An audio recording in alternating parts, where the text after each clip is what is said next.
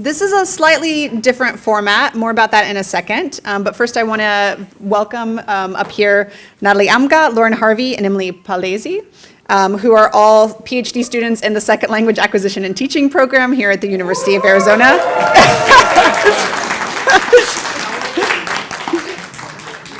Very nice. They're all PhD students in this program. They all share interests in digital literacies and language teaching, in particular in critical approaches to those, and that's why they're here. But what we've asked them to do is actually to go through and do a critical reading of the online presentation, so of those 23 presentations that you can still access on the website if you'd like to, as a way of orienting ourselves in what they represent as a sort of state of the discourse, state of the field image for us. So the three of them are going to walk us through that, and their presentation, A Roadmap to Participation, Equity, and Inclusion in L2DL. Welcome. Thank you.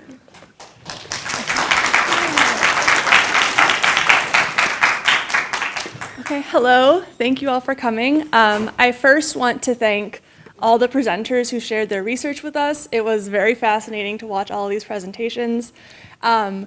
Because there were 23, we're not going to be able to touch on all of them, but we sort of worked together to come up with some of the highlights and some of the larger themes that we saw throughout the presentations. Ooh. I got it. Oh, it's like it's magic. Okay. So this is basically where we're going today. We are using the road metaphor, so it's present throughout. We're going to start with highways, what we've termed highways, which we'll talk more about in a little bit, merging, potholes, and then rerouting. And I'm going to pass it to Natalie. So to get us started, we're going to be talking about some highways to L2DL. So this is where we're headed. And these highways are areas in which second language digital literacy research is making lots of strides right now. So one area that we noticed as a common thread across these presentations, if the L2DL virtual presentations, is that we're headed towards a participatory continuum. And the one reason for the integration of second language learning using teaching and research with digital literacies is that we have this participatory continuum that allows us to draw from all of our resources and make choices in how we want to engage and participate. And it's ideal for language learners who have this low risk, low barriers to participation, as well as for affirming our identities, because we can do this from a low risk behind the screen. As mentioned by Susan Herring, there's less of a risk for accentedness maybe, and it also is a space for typically marginalized voices to have more access to participate. And in participating in this continuum, we have more of an authentic audience that we can share with, we being language users, teachers, researchers, speakers, and all of this is part of the participatory culture framework in which we have low barriers to participation. There's a continuum between the expert and the novice users, and anybody can engage and interact here to promote civic engagement. Participatory culture really promotes civic engagement. So these are some of the presentations. As Lauren mentioned, we're going to go through and mention some of the virtual L2DL presentations that touched on these categories that we see as common themes. So for the participatory continuum, we saw these presentations by Kostek and Jacobs, Jenkins and Fatzinger, and Bonin and colleagues as really demonstrating this participatory continuum afforded in second language digital literacies research. These are by no means the only presentations that did this, but if you didn't get to view these and you're interested in this topic, we thought this would be a good place for you to look. So we're also headed, as a highway, we're headed towards intercultural competence in L2DL. Having these linguistic repertoires and digital repertoires and cultural repertoires all to draw from increases our repository of places to draw from when we're composing or interacting in online spaces. So this promotes intercultural competence because we have all of these repositories to draw from, and it aligns with the multiliteracies framework. So one key example of this would be multimodal code meshing, as mentioned by Smith and Pacheco in one of the L2DL presentations. And this is where students or users are drawing from all of their linguistic repertoires and all of their digital repertoires. And we have the participatory continuum there as well, as there's a shift in expert, novice throughout the process. So that's me.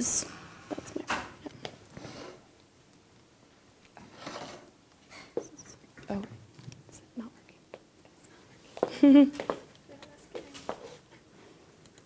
Thank you. Yes, so these were some of the examples of that intercultural competence. We had the one that I mentioned, Smith, Pacheco, and Koroshiva, as well as Uzam and colleagues here in the L2DL virtual presentations. Our next section is where we're talking about merging communities and resources, and these are the connections that we can make using the digital resources we've discussed. And so we're looking at how we can merge communities and different resources. So we're going to start looking at communities. And a lot of the presentations, or several, focused on teletandem or e-tandem, conversations between language users, language learners. And these allow us to have a new definition of authentic. We used to have authentic texts, well, we still do, but now we have more ways to create authenticity in language learning with face-to-face encounters with the target language users. There's expanded interaction and exposure. So some of the presentations talked about the connections made between students who were studying abroad and students who were unable to study abroad. And so back to that participatory continuum, allowing these students to interact and gain some of the knowledge from the students studying abroad allows them to have more of an authentic experience than just learning from reading about it in their classroom. And the overall goal for all of these is on that highway to intercultural competence and trying to move and create more ways for students to achieve that goal. Some of the presentations that looked at this were by Magan and Gaspar. There were others, but these are just 2 examples for his. So then in addition to merging communities, a lot of the presentations we've seen were focused on merging resources, specifically digital exchange and exploration, which are promoting collaboration and meaning making in different contexts, problem solving across different groups, cross-cultural discussions, often around critical topics, and then reframing previous resources with new perspectives in new contexts. An example of this was the tribe sourcing presentation, which was reframing old films with new, more relevant perspectives. Another more specific example of how L2DL demonstrated merging resources was specifically in corpus creation and interaction among students, researchers, users. So there's an emphasis on greater access to authentic texts, representative texts for different purposes. The presentation on Crow was looking at multimodal and multilingual collections, expanding our understanding and representation of those collections. And the presentation on Flax was looking at interfaces that promote more opportunities for students to engage in these corpora with self-guided exploration. In addition to those 2 examples, there were numerous examples of presentations that were looking at how we can merge our understanding through sharing our resources. And these 3 presentations were centered around those. So we talked about highways. These are areas where We are seeing lots of strides in research. Now we're going to talk about potholes. These are some areas in which many of the L2DL presentations addressed at the end, questions for future research, or areas where we're struggling right now, things that we need to look at. So some of the potholes that we've hit are representation. How do we represent languages, communities, and individuals in digital and online spaces?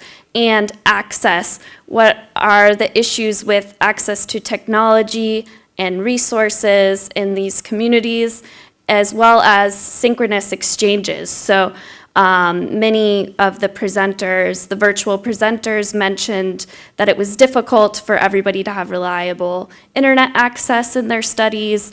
So this is still an issue, as well as access to digital problem solving, to the scaffolded ways of solving problems online through digital inquiry. So in thinking about access to internet, we're wondering, is this a roadblock to critical digital literacy?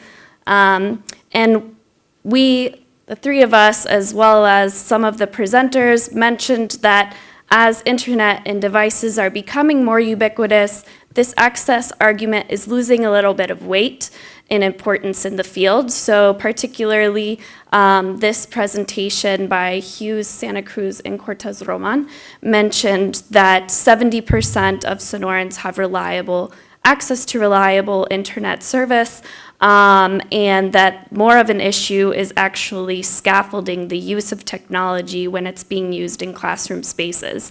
So the access issue is still an issue and something for us to consider as researchers in future research, but less so than some more oppressive access issues like the scaffolding of technology that I mentioned, but also standards-based curriculum that may marginalize certain voices.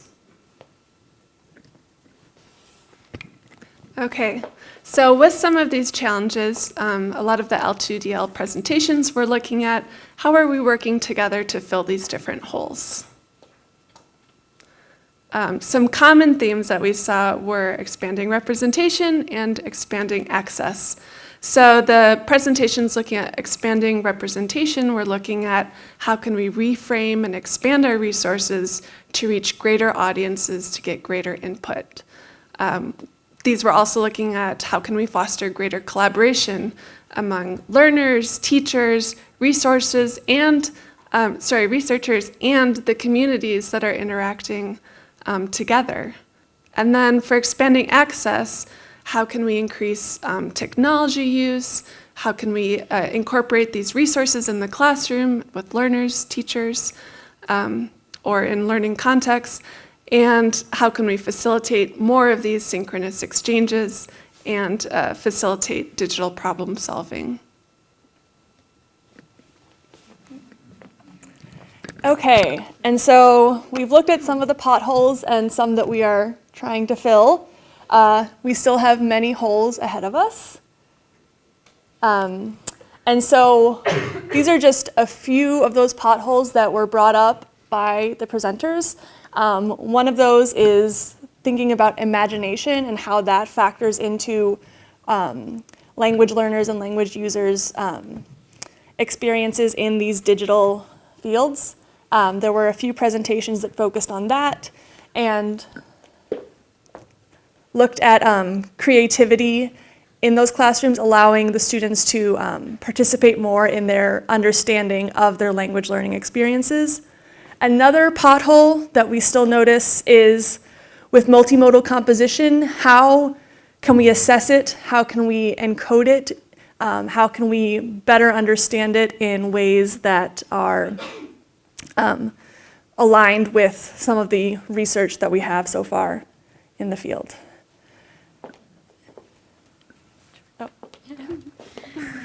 So taking into consideration these highways and potholes, we're going to reroute a little bit and talk about how some of our research addresses, we hope, some of these potholes. So this is from some of my research, and I think a way that we can really address participation, equity, and inclusion in L2DL is through critical digital activism.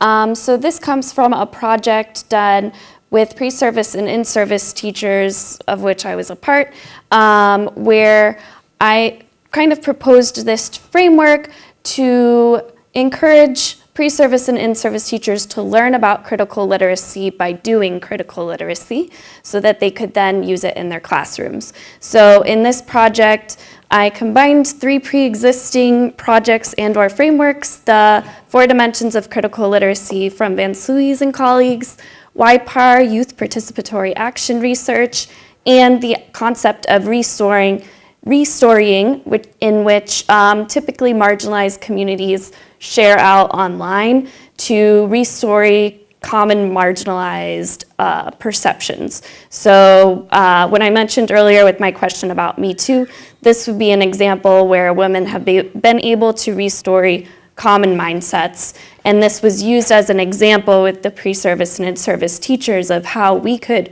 restore mindsets towards food insecurity, which was chosen as our topic because it was a topic that we all felt passionately about or had personally experienced or were experiencing.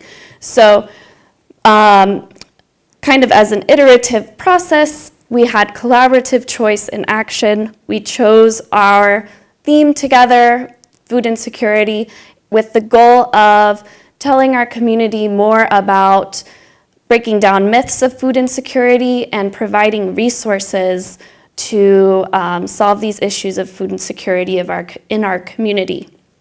So we multimodally composed different portions in collaborative groups about hunger, who needs food, in this hashtag Food on the Shelf project. And we shared it out online, breaking down common misconceptions about food insecurity and providing local resources for those that need food, and also ways to get involved for those that are able to. So this would be an example of how we can combine, we can address access, we can address the participatory continuum by collaborating in these digital activism projects.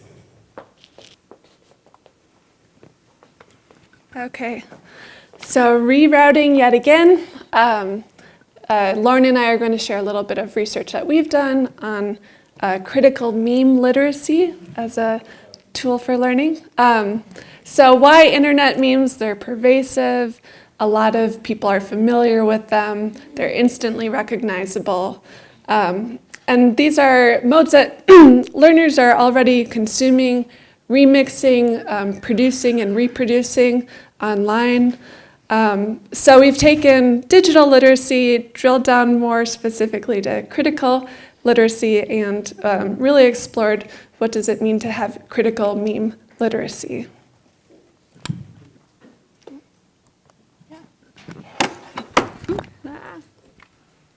Okay, and so one of the things we have done is work to create a framework to help users of memes to critically analyze those memes and to critically understand them. So these are the 4 features of internet memes. They are indexical, they are intertextual, they're replicable, and they're templatable. And so by encouraging students to look at these 4 areas, there are further areas that we also talk about in the framework. It helps them better understand where these memes are coming from, what they can do with the memes, what the memes are meant to do, and how they can use them themselves to share their own ideas and to even get critical themselves, to get political, to get into digital activism. So all of it's related in this. Do you want to? Sure. Okay. So really we view memes as one way to get an entry point into critical discussions around news, politics, culture, ideologies, and embedded in all of that, language use, how we're using language to engage in these discussions. Since this maybe is unfamiliar with some people, we've picked a little example to demonstrate the potential of using these in learning situations. And the example we picked was Ruth Bader Ginsburg. Really, you could pick any topic, any meme that's relevant to the learning context, to the audience, and look at how it's shaping discussions on social media, how it's being used in digital movements. Do you want to? Yeah, and just real quickly, one thing that we also talk about in our framework is that memes are not just those images with words on them. They are ideas, movements, ideologies that can be taken and replicated by the users. And so there's a lot of viral videos that become memes, and then ideas and even people, such as Ruth Bader Ginsburg, can become memes. So when exploring how these images and ideas are remixed and reproduced, you can see that in these two examples, this concept of RBG as a symbol of resistance has been used for different purposes. So remixing this idea of resistance with the Women's March and mixing elements of those together is one form that it's been used in, and another form is more recently using her dissent collar as a symbol for political resistance. And similarly, you could look at how it's also been remixed with pop culture to be maybe more appealing for a wider audience and making connections across different social groups. And this has spread on Twitter, social media, a lot of places where learners are active, reading others' ideas, sharing their own ideas, and participating. Anything else? So before we get to the discussion part, we just wanted to thank you for coming and listening to our presentation. Oh, click the button. Oh. Hold on. Yay. And so now we're going to open it up for discussion with the idea of attempting to sort of discuss and share our own ideas on the presentations throughout this conference. And so it's not just you asking us questions, but hopefully this becomes a wider discussion where we can talk about how we can keep the momentum going from this conference to confront some of those potholes that we talked about, and other potholes as well.